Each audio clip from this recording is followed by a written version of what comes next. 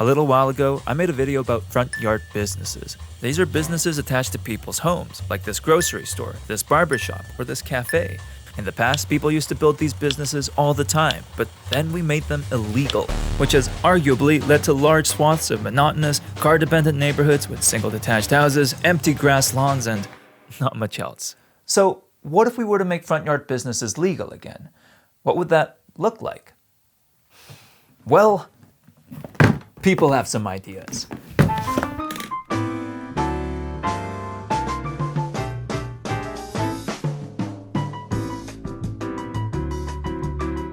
Earlier this year, Urbanarium hosted a design contest called the Mixing Middle Competition. The challenge? Come up with an idea to add new mixed uses into single detached neighborhoods. Over 40 teams submitted designs for this contest, so what I want to do is to highlight some common approaches I noticed and offer some of my thoughts about them. The first approach is probably the most straightforward. Literally just add something, anything onto your house. For example, in an entry called Bimfi, the designer proposes tiny towers you can build in your front or backyard, creating spaces for small businesses without taking up too much room on your property. But to some extent, you don't even need to build anything new at all. In another entry called Simple Small Things First, the designer starts with just converting the garage into a business and using the driveway as a patio. From there, you can add more and more expansions over time to support the business or to add more housing. I want to show you a real-world example of how this could work. The Yonder Cider Bar in Seattle. During the pandemic, the owners of this company decided to open up a store in their home's garage. This is what it looked like before, and this is what they turned it into. What I like about this approach is that it's very easy to get started. It doesn't require a huge investment or a commitment up front.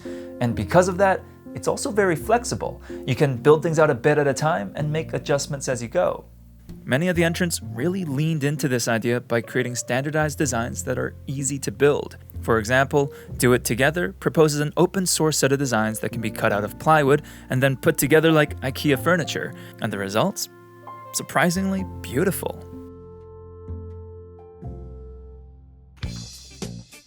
Then, of course, another approach is to just start from a blank slate, tear the original house down, and reimagine the whole space at once.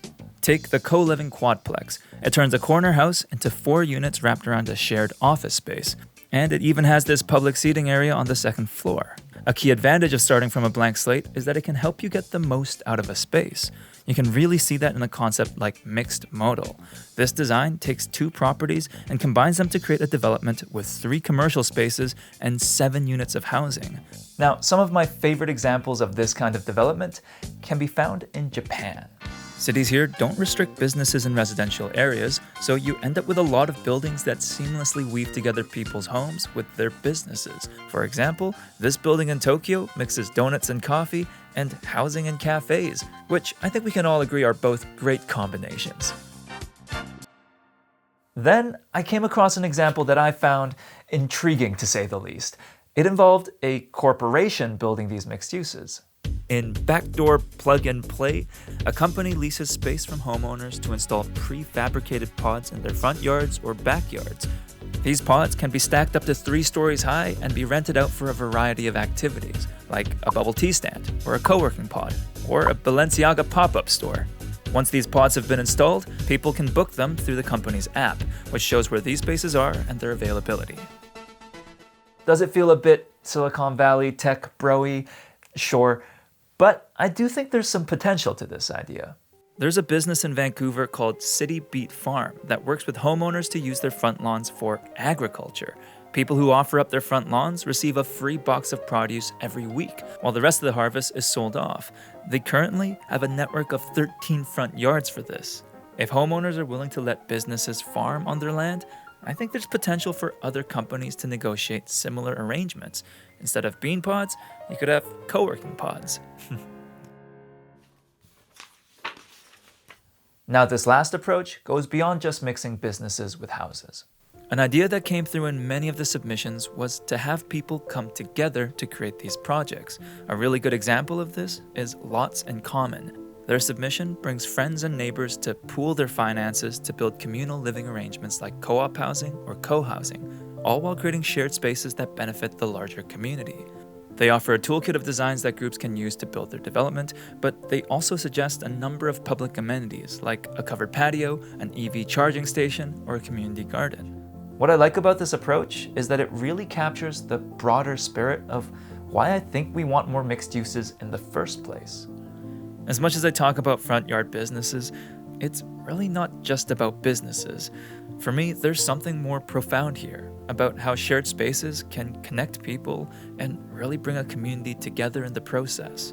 The strength of a more collective building approach is that it can be much more intentional about this. Well, that was fun, but let's be real here. None of this is technically allowed right now. I can't stress this enough.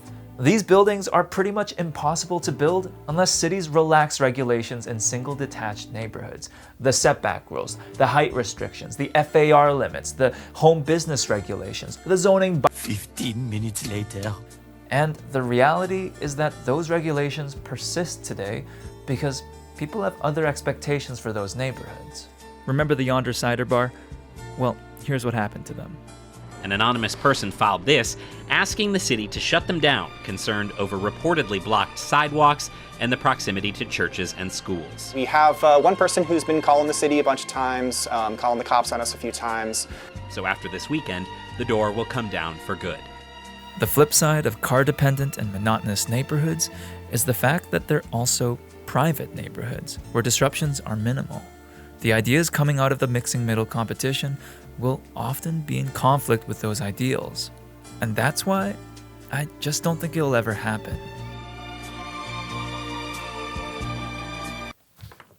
You thought I'd leave you on that note? No, I think there's some ways we can make this work. First off, corners first. Concentrate the initial mixed use into key corners that could demonstrate how new businesses could fit well into these neighborhoods. Expand on what's already happening. If you look carefully enough, there are already many businesses operating out of single detached neighborhoods, usually in immigrant communities. If we're looking for people who'd be receptive to these kinds of changes, I'd start here. Create social spaces as part of the rollout. Single detached neighborhoods just don't have that much space for public life to happen to begin with. So I think it makes a lot of sense that we're also building spaces alongside these businesses that allow people to mill about without blocking the sidewalk or stepping onto other properties. And finally, create agreements between neighbors. I honestly think many of these issues could be resolved in a conversation. If you want to open a business, maybe you could sign some sort of agreement with your neighbor about hours of operation and noise levels without getting municipal regulations involved. But ultimately, I think it's important that we take a step back from the nitty-gritty and reflect on what these single detached neighborhoods look like in the long term, 20 or even 50 years from now.